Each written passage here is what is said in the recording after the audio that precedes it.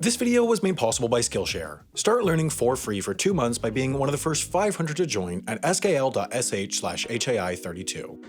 Alright everybody, strap into your checkbooks and get out your seats because right here, right now, in this video, I am about to pitch you the next big summer movie blockbuster.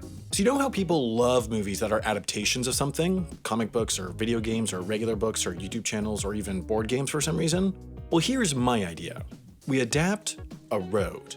I know, it sounds boring, but hear me out. No, it's not the 8 Mile Road or the Fury Road, and I'm sorry, no, we couldn't get the rights to the Old Town Road. Our movie will be about Zyzzyx Road. It's a 4.5 mile, 7.2 kilometer road in San Bernardino County, California. It's part paved, part dirt, and leads off Interstate 15 to the unincorporated community of Zzyzx, where basically nobody lives and where nothing really happens.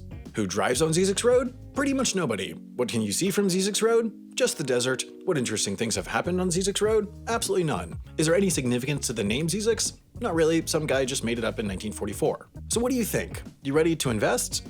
Now, you're probably thinking to yourself, nobody would ever be dumb enough to invest in a movie like that. Well, first of all, have you heard of Juicero? People invest in stupid things. Second of all, allow me to introduce you to the 2003 thriller Zyzzyx Road, a movie whose claim to fame is somehow not that it has the most annoying title ever, but instead that it is the worst box office bomb of all time. It cost $1.2 million to make and grossed a whopping $30 at the box office. To put that in perspective, $1.2 million is the cost of this red brick mansion, and $30 is the cost of this carton of red bricks. Now, I want to be clear. Zyzzyx Road is a totally real movie. It wasn't a money laundering scheme or a front to get hostages out of Iran.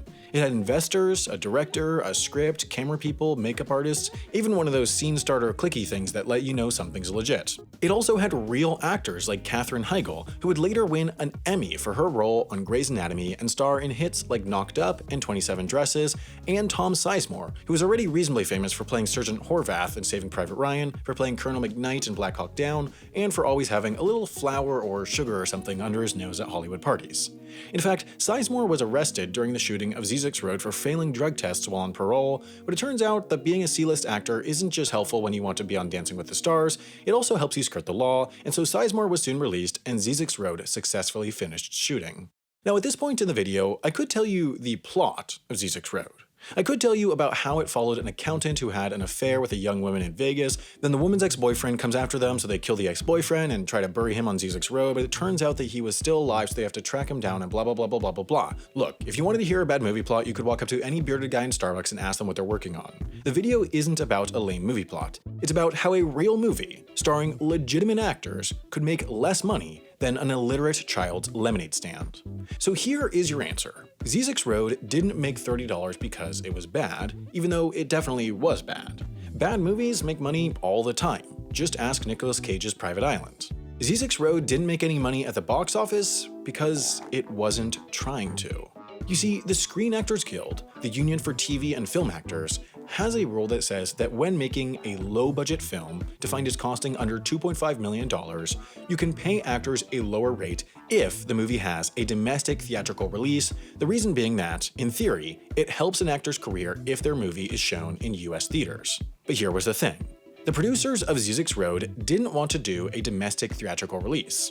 Instead, their plan was to first make back their money by selling Zyzzyx Road's foreign DVD and TV rights, because if there's one thing foreign audiences love, it's movies about meaningless roads. However, in order to lock in that lower pay rate for their actors, they had to premiere the movie in US theaters. Lucky for them, the SAG rules included holes, most notably that the term domestic theatrical release had an incredibly loose definition. In order to meet it, the producers simply rented a single screening room in the Dallas Highland Park Village Theater and had it show the movie once a day for 7 days.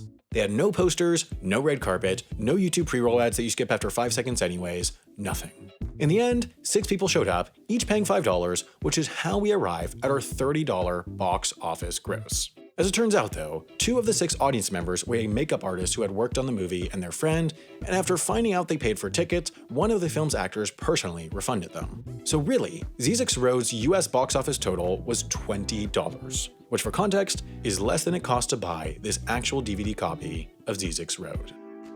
If you want to learn how to make videos that earn more than $20, you should check out Sorel Amour's class on YouTube Success, How to Build an Authentic Channel That's Worth the Follow. You can take that class and thousands of others on Skillshare, the online learning community for creatives where millions of like-minded people come together to learn the skills they need to make whatever it is they're passionate about. From illustration to design to photography to video to way more, Skillshare has classes across a ton of subjects and for all skill levels, so whether you're an amateur just getting started or a pro who wants to get even better, Skillshare is the place for you.